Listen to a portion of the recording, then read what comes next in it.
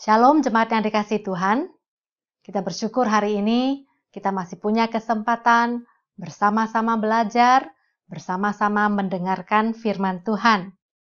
Meskipun kita tidak dapat beribadah di gereja, tidak dapat bertemu secara tatap muka, saya berdoa agar kita semua semakin bertumbuh di dalam iman.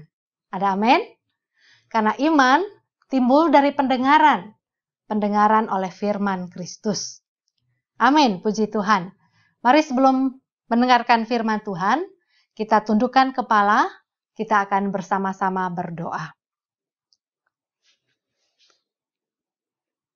Tuhan, terima kasih kalau sekali lagi Tuhan memberikan kepada kami semua kesempatan untuk mendengarkan firman Tuhan. Sungguh kami bersyukur Bapa, karena kami tahu waktu kami, hari-hari kami, bukan milik kami.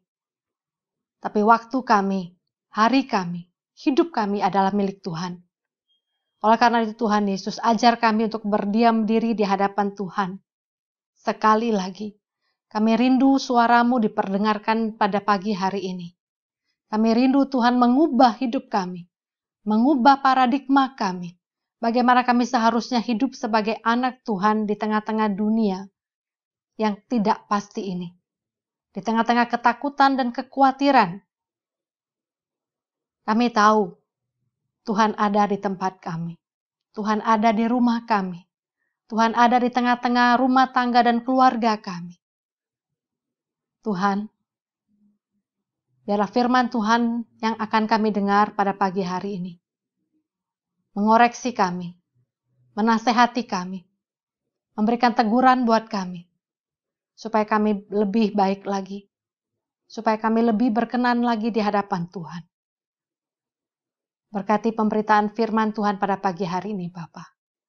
Di dalam nama Tuhan Yesus, kami siap untuk diberkati. Amin. Baiklah jemaat yang dikasihi Tuhan, mari kita buka firman Tuhan dari Matius pasal yang ke-6, ayat yang ke-25 sampai ayat yang ke-34. Tema firman Tuhan kita pada pagi hari ini, tidak perlu khawatir hari esok. Bapak Ibu yang ada di rumah, mari kita ajak keluarga kita, anak-anak kita bangkit berdiri. Kita akan sama-sama membaca firman Tuhan ini. Matius 6 ayat yang ke-25 sampai ayat yang ke-34. Demikian firman Tuhan. Karena itu aku berkata kepadamu, janganlah khawatir akan hidupmu, akan apa yang hendak kamu makan atau minum, dan janganlah khawatir pula akan tubuhmu, akan apa yang hendak kamu pakai. Bukankah hidup itu lebih penting daripada makanan, dan tubuh itu lebih penting daripada pakaian? Pandanglah burung-burung di langit, yang tidak menabur, dan tidak menuai, dan tidak mengumpulkan bekal dalam lumbung, namun diberi makan oleh Bapamu yang di sorga. Bukankah kamu jauh melebihi burung-burung itu? Siapakah di antara kamu yang karena kekhawatirannya dapat menambahkan sehasta saja pada jalan hidupnya? Dan mengapa kamu khawatir akan pakaian? Perhatikanlah bunga bakung di ladang, yang tumbuh tanpa bekerja dan tanpa memintal. Namun aku berkata kepadamu, Salomo dalam segala kemegahannya pun tidak berpakaian seindah salah satu dari bunga itu. Jadi, jika demikian Allah mendandani rumput di ladang, yang hari ini ada dan besok dibuang ke dalam api, tidakkah ia akan terlebih lagi mendandani kamu, hai orang yang kurang percaya? Sebab itu janganlah kamu khawatir dan berkata, apakah yang akan kami makan? Apakah yang akan kami minum? Apakah yang akan kami pakai? Semua itu dicari bangsa-bangsa yang tidak mengenal Allah. Akan tetapi Bapamu yang di sorga tahu bahwa kamu memerlukan semuanya itu. Tetapi carilah dahulu kerajaan Allah dan kebenarannya, maka semuanya itu akan ditambahkan kepadamu.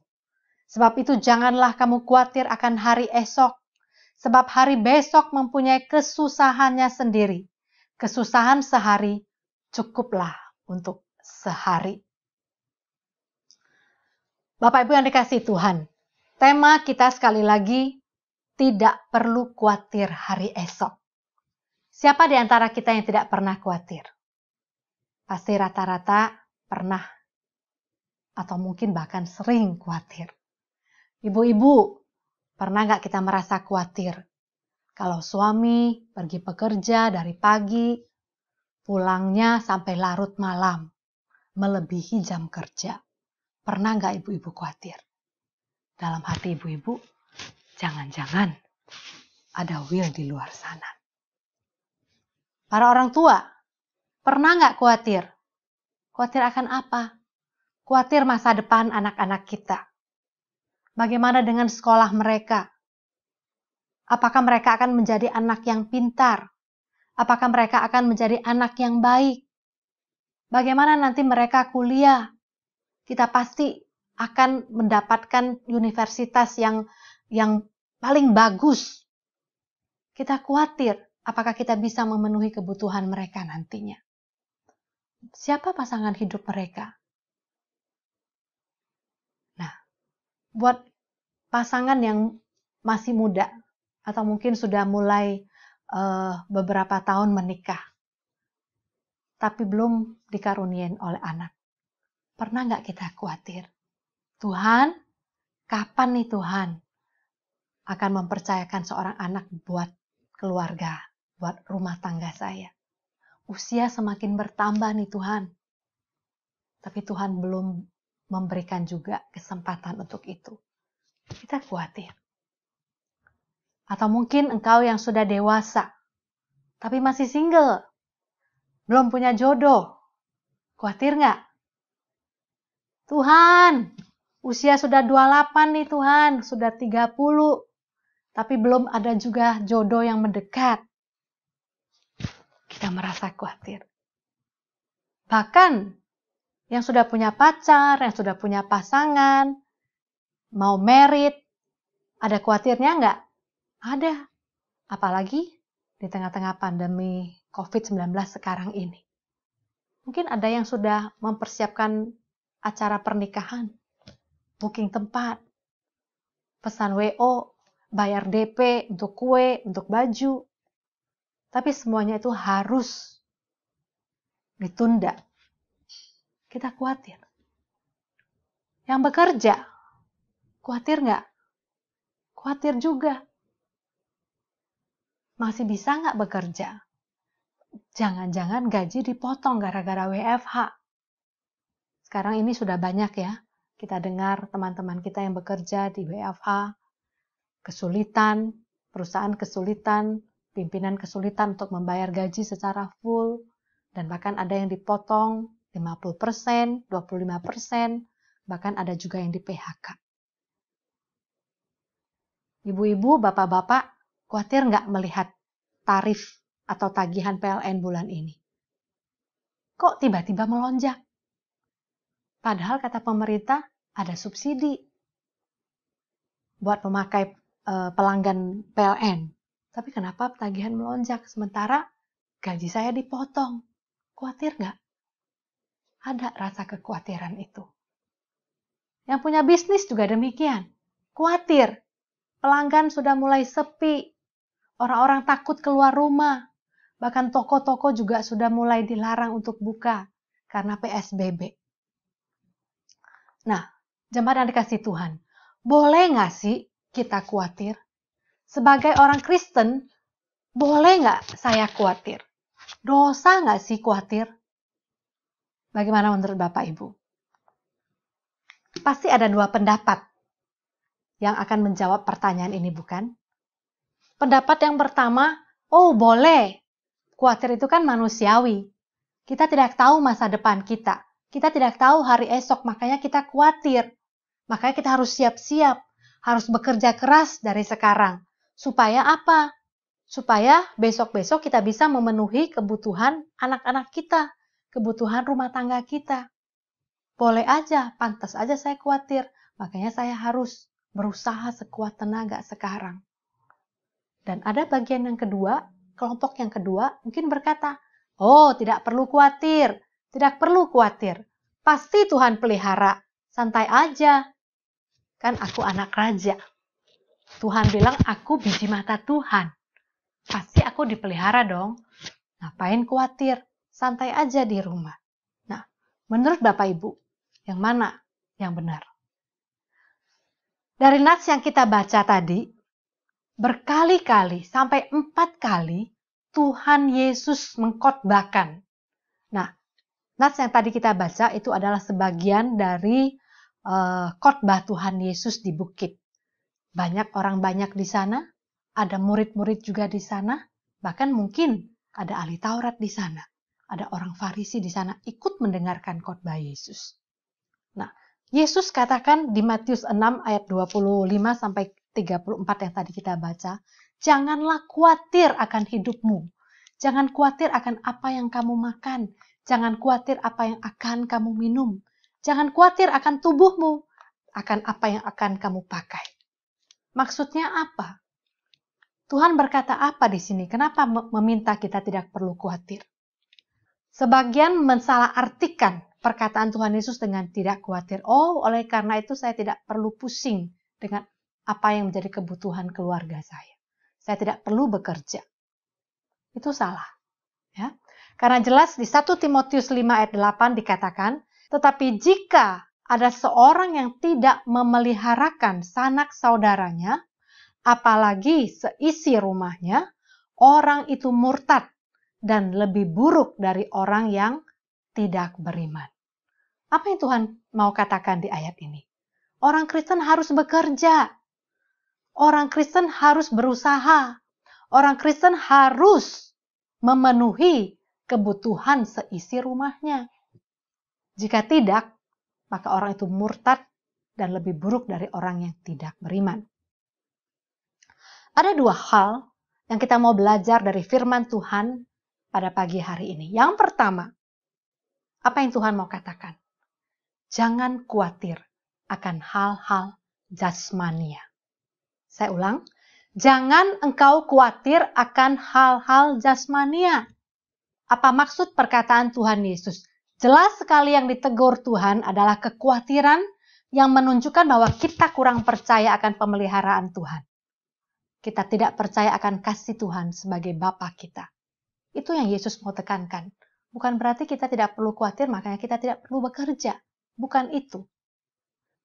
Saudara ingat bagaimana Tuhan memelihara umatnya, bangsa Israel, di padang gurun selama berapa tahun? Ya, 40 tahun. Apa yang menjadi makanan dan minuman mereka? Makanan mereka Tuhan datangkan dari langit, turun dari sorga, mana. Pada saat mereka butuh akan daging, apa yang Tuhan berikan? Tuhan berikan burung puyuh menjadi makanan mereka. Itu semua free, tidak perlu bayar. Saya percaya mana yang bangsa Israel makan pada saat di padang gurun, itu lebih enak dari roti Holland Bakery. Saya percaya juga daging burung puyuh yang mereka nikmati di padang gurun, itu lebih enak dari ayam geprek manapun di Jakarta ini. Apa yang menjadi minuman mereka? Mereka mendapatkan minuman yang begitu segar dari bukit batu. Tuhan bisa pakai segala macam cara untuk memelihara umatnya. Dan saya percaya minuman yang didapat oleh bangsa Israel di padang gurun itu lebih nikmat, lebih segar daripada Starbucks Coffee sekalipun. Lebih segar dari Simputang sekalipun. Halo? Lebih enak dari koi. Amin. Pakaian mereka, apa yang terjadi dengan pakaian mereka? Pakaian bangsa Israel itu tidak pernah rusak. Alas kaki mereka itu nggak pernah rusak, nggak pernah bolong. Alkitab tidak mencatat kaki bangsa Israel jadi bengkak oleh karena alas kakinya rusak. No, tidak ada. Tidak ada tulisan di Alkitab seperti itu. Saudara bisa membacanya di Ulangan 29 nanti. Tapi bukan berarti Tuhan memelihara kita itu membuat kita jadi malas, tidak pernah berusaha, duduk diam, duduk manis di rumah. Itu salah juga. Tuhan mau kita rajin bekerja. Tuhan mau setiap anak-anaknya punya usaha. Rajin, ulet, pakai hikmat yang daripada Tuhan untuk bekerja. Belajar dari semut. Amsal 6 ayat ke-8. Apa yang dilakukan oleh semut? Mereka menyediakan roti pada musim panas. Mereka menyiapkan makanan pada musim panen. Alkitab banyak menyorot manusia harus belajar banyak dari binatang. Demikian juga dengan Nats yang tadi kita baca. Tuhan bilang apa? Pandanglah burung-burung di langit yang tidak menabur, tidak menuai, tapi Tuhan siapkan makanan mereka. 1 Petrus 5 ayat 7. Serahkanlah segala kekhawatiranmu kepada Tuhan, sebab Ia yang memelihara kamu. Tuhan juga mau kita belajar dari tumbuhan. Seperti bunga bakung yang di ladang. Mereka tidak pernah melakukan apa-apa. Tapi Tuhan mendandani mereka. Bahkan lebih indah dari Raja Salomo. Di dalam kemegahannya. Bukankah Allah kita dahsyat? Bukankah Allah kita, Allah Jehovah Jireh, menyiapkan segala sesuatu bagi kita? Masih bolehkah? Masih haruskah kita khawatir yang berkelebihan, melebihi iman kita di hadapan Allah? Matius 6 ayat 27, kita tidak bisa menambah sehasta pada jalan hidup kita pada saat kita khawatir. Can any one of you by worrying add a single hour to your life? Ini ada di Alkitab Bahasa Inggris di NIV. Can any one of you by worrying add a single hour to your life? Dapatkah seorang daripada kamu menambah 1 jam saja di dalam hidupmu dengan khawatir? Alkitab Bahasa Indonesia, kamu tidak dapat menambah sehasta pada jalan hidupmu pada saat engkau khawatir. Saudara tahu berapa panjang sehasta? Sehasta itu hanya kira-kira dari siku kita sampai ujung jari kita. Dari siku kita sampai ujung jari kita itu berarti berapa senti? Kira-kira hanya 45 senti, bukan? Kita tidak bisa menambah usia kita tidak bisa menambah jalan hidup kita, bahkan hanya 45 senti dengan kita khawatir. Jadi untuk apa lagi kita khawatir? Untuk apa kita khawatir? Kita harus memegang janji Tuhan. Janji Tuhan bilang, aku akan memeliharamu. Janji Tuhan bilang, aku akan menjagamu. Aku akan memenuhi segala kebutuhanmu. Serahkan segala kekhawatiranmu kepadaku. Aku yang memelihara kamu. Ada amin? Jemaat yang dikasihi Tuhan, izinkan saya menyampaikan kesaksian bagaimana Tuhan memelihara keluarga kami, bagaimana Tuhan menjaga kami, bahkan pada saat-saat sulit sekalipun. Di awal tahun Januari 2020 ini, kami mengalami kebanjiran. Sangat banyak barang-barang yang rusak. Mulai dari kasur tempat tidur kami, itu semua kerendam, dipan, lemari pakaian, lemari rias, lemari buku, lemari sepatu, itu semuanya rusak. Biasanya saya akan panik. Tuhan, semua rusak. Semua rusak. Bagaimana saya harus membelinya, Tuhan, dalam waktu singkat ini semua perlu. Apalagi, saudara tahu, di awal Januari ini juga, kami mengalami kekejutan yang kedua. Pak Suwito, suami saya, itu di PHK dari pekerjaannya. Pimpinannya panggil dia dan berkata kepada dia, Pak Wito, usiamu sudah mulai tua, sudah harusnya Bapak beristirahat di rumah.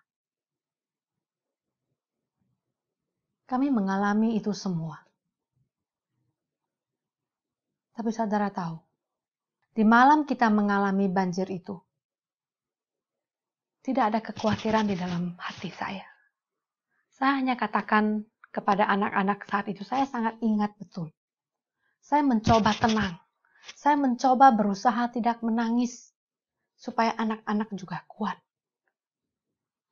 Di dalam satu kamar yang gelap karena mati listrik, kita berkumpul jadi satu, karena hanya cuma satu kasur, kita bisa berkumpul semuanya.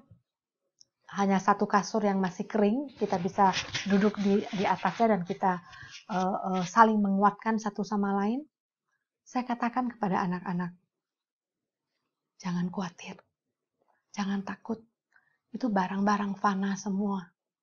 Kalau Tuhan mau, Tuhan bisa untuk gantikan itu semua.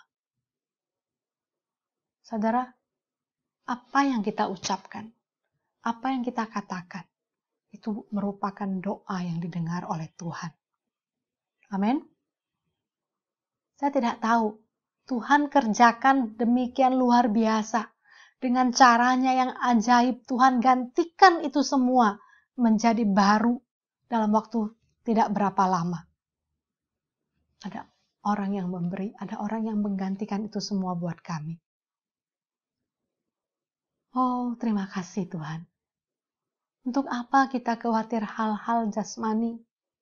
Kalau kita ikut akan jalan Tuhan, kita terima janji-janji Tuhan, Tuhan tidak akan pernah membiarkan saudara dan saya kelaparan. Tidak akan membiarkan saudara dan saya telanjang, ada amin? Tuhan gantikan itu semua. Hal yang kedua yang Tuhan mau katakan kepada kita. Tadi yang pertama apa? Jangan khawatir akan hal-hal jasmania. Yang kedua, Tuhan mau kita khawatir akan hal-hal yang rohani. Maksudnya apa? Khawatir akan hal-hal yang rohani.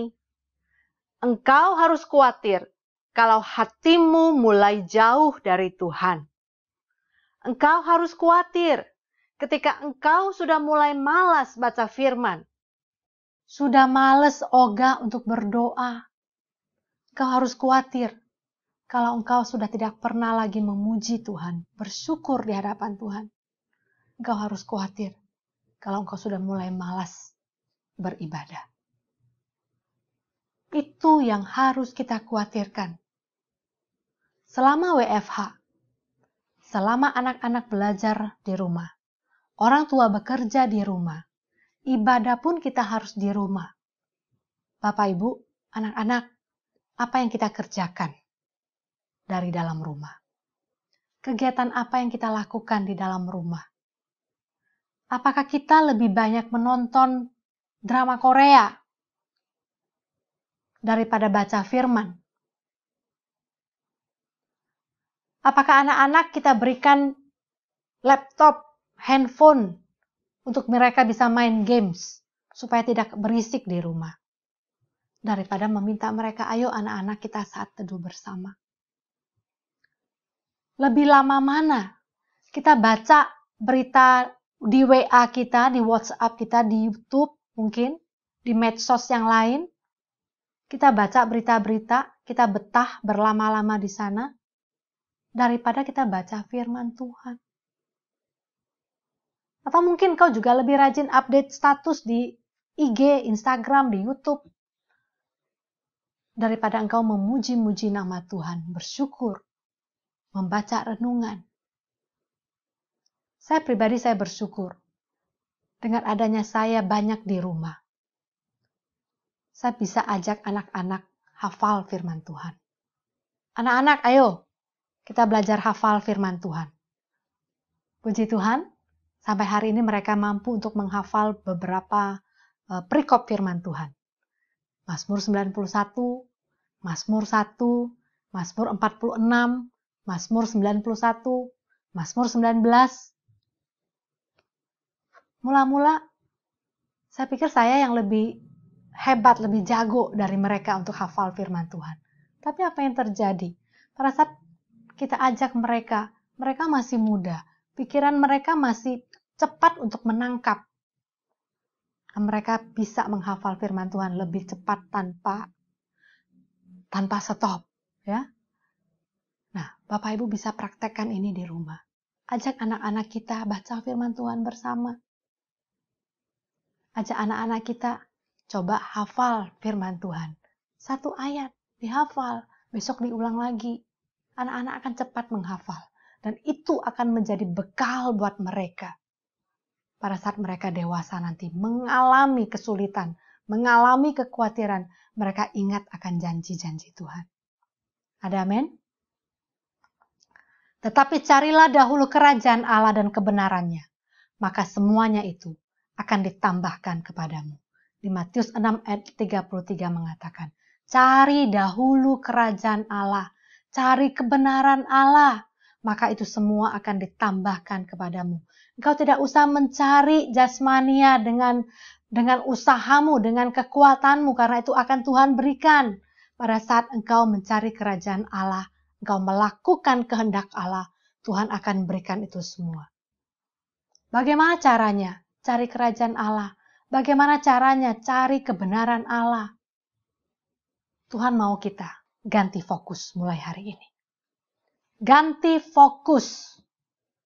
Ganti fokus. Yang pertama, fokus apa yang harus kita ganti? Jadikan Tuhan Yesus sebagai penguasa tunggal hidup. Jadikan Tuhan Yesus sebagai penguasa tunggal di dalam hidupmu.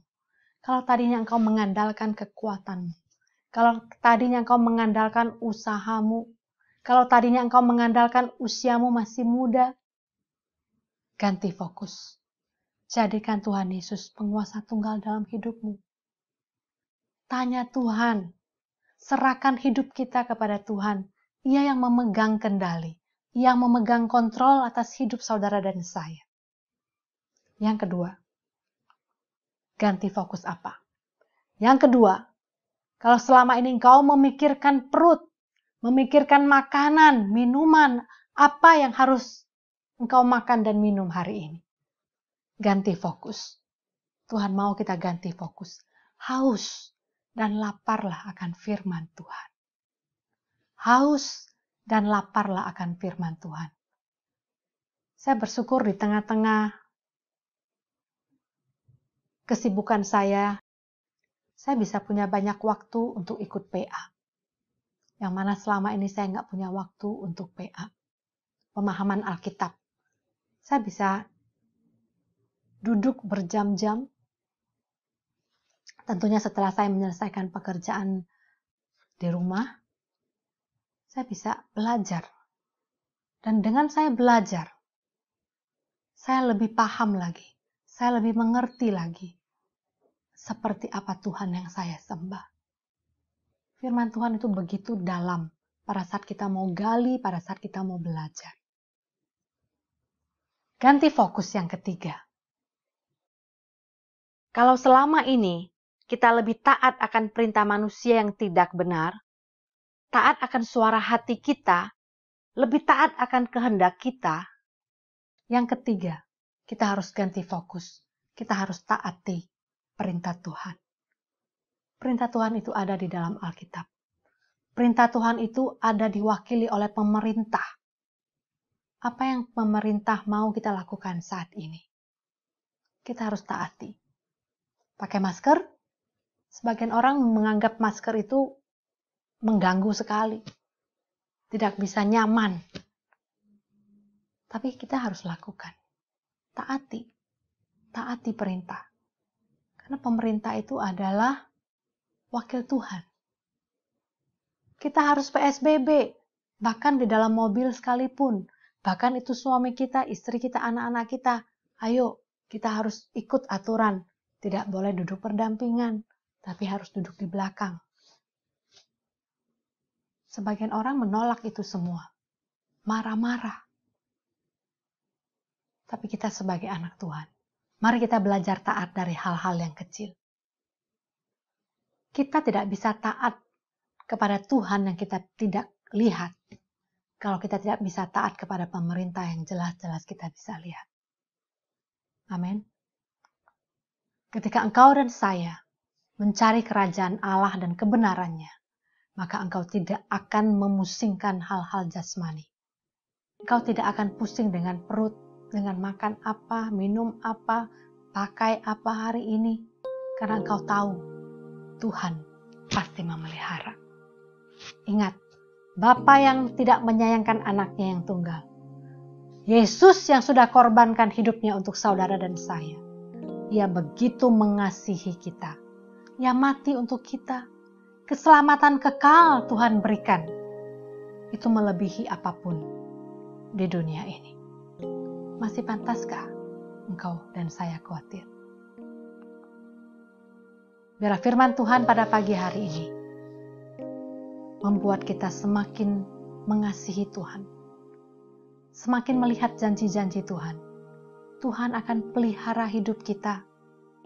Kita tidak tahu hari esok, tapi kita bisa berjalan step by step, melangkah dengan pasti, melangkah dengan tegap, karena kita tahu kita berjalan bersama Yesus.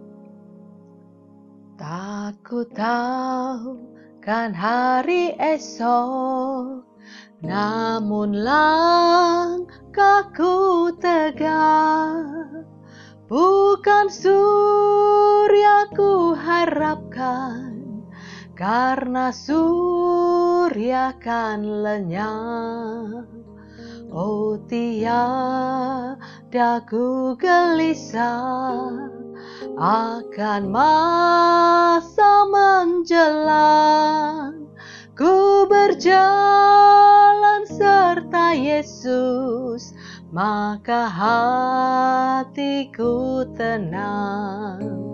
Banyak hal tak ku mengerti dalam masa menjelang, tapi terang bagiku ini tangan Tuhan yang pegang. Banyak hal tak ku pahami dalam masa menjelang, tapi terang bagiku ini tangan Tuhan yang pegang. Tangan Tuhan yang pegang. Mari kita berdoa. Tuhan, kami tahu hidup kami aman di dalam tangan-Mu. Kami tidak perlu khawatir akan hari esok, karena kami tidak dapat menambah sehasta pun dalam jalan hidup kami pada saat kami khawatir. Kami mau serahkan hidup kami ke dalam tangan-Mu Bapa, karena Engkau yang memelihara kami.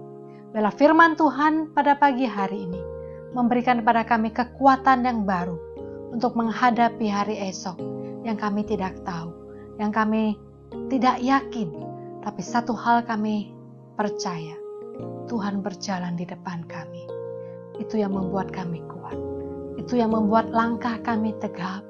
Terima kasih Tuhan. Terima kasih Tuhan, berkati umat-Mu, berkati jemaat-Mu, berkati setiap anak-anak yang ada di rumah, berkati setiap suami istri yang ada di rumah, berkati setiap keluarga yang ada di rumah, berkati setiap single pribadi yang ada di rumah. Tuhan hadir di tengah-tengah keluarga kami, Tuhan ada di tengah-tengah hidup kami, dan kami tidak pernah sendiri. Terima kasih Tuhan Yesus, terima kasih. Di dalam nama Tuhan Yesus kami berdoa dan kami sudah mengucap syukur. Amin. Tuhan memberkati kita semua. Shalom.